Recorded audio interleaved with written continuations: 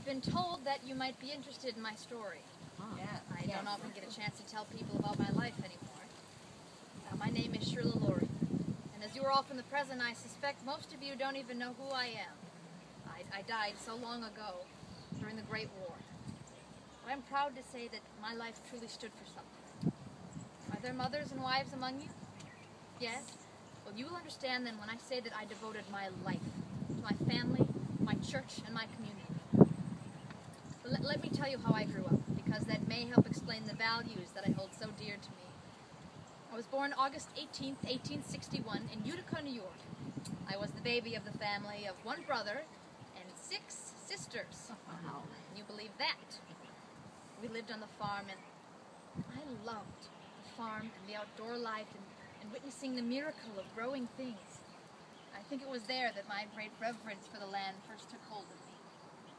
And my Christian upbringing also helped raise me. My family had deep roots in the Congregational Church, and I learned at a very young age that my role in life was service. Service to my family, to my community, and to God. Christianity held my family close together. But when my father passed, my mother and I moved to California to live with a sister and her husband. In the year 1882, the year I turned 21, I looked for ways in which I could serve God and the children of the world. I found the perfect opportunity here in Honolulu. The Hawaiian Evangelical Association, a Congregationalist group, had created a school for young Native Hawaiian girls. It was called the Oʻahu Seminary, and it was a wonderful place for young ladies to get a proper education and to learn good Christian principles. Apparently, they thought my work at the seminary was suitable, for after just 1 year I was hired to teach 2nd grade and assistant principal at the Punahou Preparatory School. It was a school founded in 1841 to teach children of Protestant missionaries stationed on the islands of the Pacific.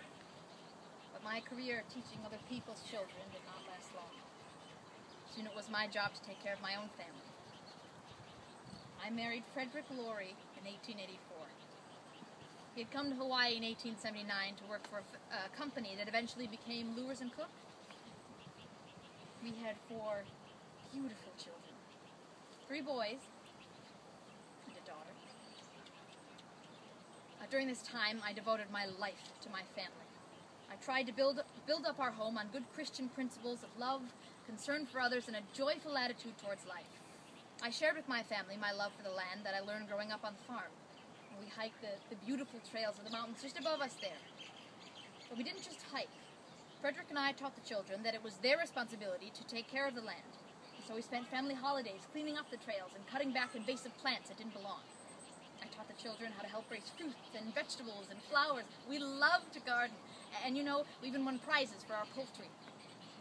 Yes, I like to think that I created a happy home for my husband and my children. Can you just imagine how I felt then? When my only daughter fell ill and died of rheumatic fever. She was just 16. How could that happen? Somehow I don't know, I feel as if I may have failed her. I should have done something to protect her. I should have been able to keep her safe. I can honestly say it was only my strong faith in God that got me through this trial. I knew that she was safer and happier in His gentle hands. And it was His will and His will be done, even if we don't always understand. It took some time, but I recovered from this tragedy. And God turned my attention to the many blessings that I still had, how I could share those with the world. So in 1909, when my youngest son left for Harvard College, I turned my attention to civic affairs. I joined the Kilohana Arts League, a group dedicated to the advancement of arts in the community. Within the league, people grouped together in different areas of interest. There was visual arts, music, theater, literature, and city beautification. Frederick and I took an opportunity during this time to travel to Europe. I was so impressed by the European cities we visited, with their beautiful public parks and gardens to their tree-lined streets and avenues. It was during this time that a movement called City Beautiful was catching on in the United States. And in Europe, something they called the Garden City movement was catching on as well. The two merged, and I could see the impact that they had on the cities that we visited.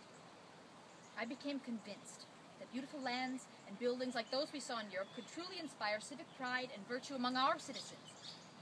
This might all sound strange to you today, but many of those we met were talking about it, and I thought this was the perfect cause for the women of Honolulu. I dreamed of transforming the dusty lanes and streets into a city of gardens. I brought my ideas to the ladies of the Arts League, and they embraced it with open arms. I was disappointed when the league soon disbanded. But my friends and I refused to give up on our dream. We'd already formed the outdoor circle, and we made that the focus of our efforts. They even elected me to be the very first president in the year of 1912. I was told on my way here that this is the year 2012. Is that so? It is. Well, then that makes this the outdoor circle's 100th birthday. But let me get back to my story. We ladies thought that the best way to accomplish our work was to create neighborhood circles. That way we could each focus on influencing our neighbors. And so we formed the Lama Circle, the Manoa Circle, the Kalihi Circle. I laugh when I remember, but we even formed the Vacant Lot Circle. In everything that we did, we meant to preserve and enhance the natural beauty of Honolulu.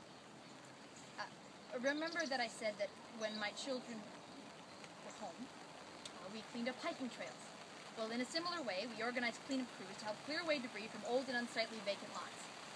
We planted shade trees along the city streets, and we tried to convince city officials that we needed curbs and sidewalks. And yes, it's true, we even advocated concrete sidewalks. Such a radical concept made people think our ideas were a bit far-fetched. But we persevered, and we encouraged our neighbors to remove old and unsightly fences, all to make our streets more beautiful. We encouraged them to plant attractive native Hawaiian plants suitable to tropical life, and we planted as much of the heavenly hibiscus as we could. We created parks and plazas and playgrounds for children. All of this we knew would help strengthen families. It's true, don't you think, that an attractive city elevates our thoughts to higher things? We knew that women could change the way that our city ought to look. We knew that even though we couldn't vote, we still had the influence to cause major change. After all, it's women who have brought about some of the most influential changes to help make life better. But we wanted to be sure that we were not coming off as just an outspoken, privileged group. We wanted to be sure that we were including all of the women of Honolulu. So we adopted a very simple motto.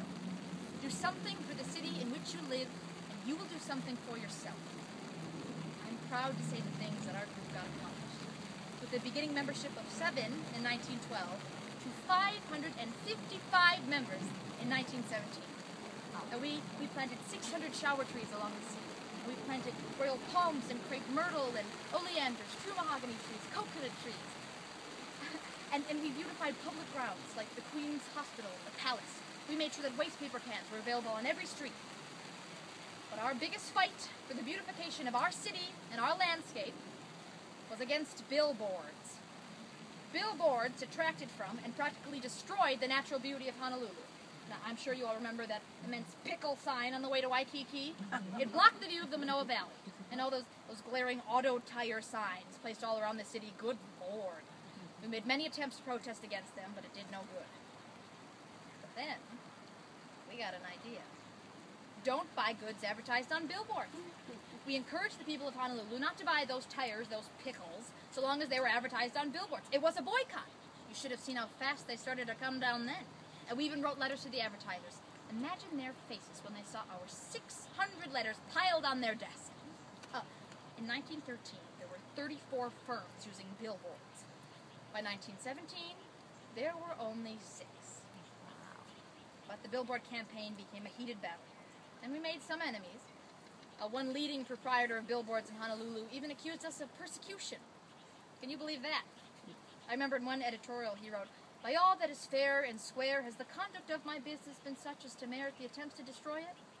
Hasn't there been a little misplaced enthusiasm in this anti-billboard campaign? Doesn't it look a little like persecution?" Can you imagine him accusing us of persecuting him? In regards to the City Planning Commission, which I served on for a term, I apologize, but I must say it is a farce. The public in Europe insists on and is provided with the funds for well-paved streets, beautiful civic centers, canals, and ponds, all for beauty and recreation. In America, we have exalted the rights of private property far above those of the community. The city cannot regulate billboards, suppress the height of buildings, suppress smoke, or pay for any sort of street improvements without an injunction from the courts. When I was fighting this fight, the community was being lost for selfish individuals' desires for profit. I retired as president of the Outdoor Circle in 1917 to help our young men during the war. But the members of the Outdoor Circle implored me to return and continue our fight in the anti-billboard campaign for the city beautiful. And so in January of 1918, I found myself once again elected to the presidency of the Outdoor Circle. Imagine my shock and surprise when I died of a stroke 2 days later. You know, I might not have lived a life of high adventure or fame, but most of you may not even remember me after tonight. But if you do, I hope that you remember that I lived a good Christian life, dedicated to making a more beautiful place for my children and my husband and my community. The Outdoor Circle even created this beautiful monument for me. It's rather difficult to read in this light, but I have it here. Erected by the Outdoor Circle and friends is a tribute of love and admiration for Cherilla Lowrey, under the inspiration of whose radiant leadership, Honolulu is being made more beautiful. What more could a woman ask for? It's been so nice to visit with you all, but now I must return.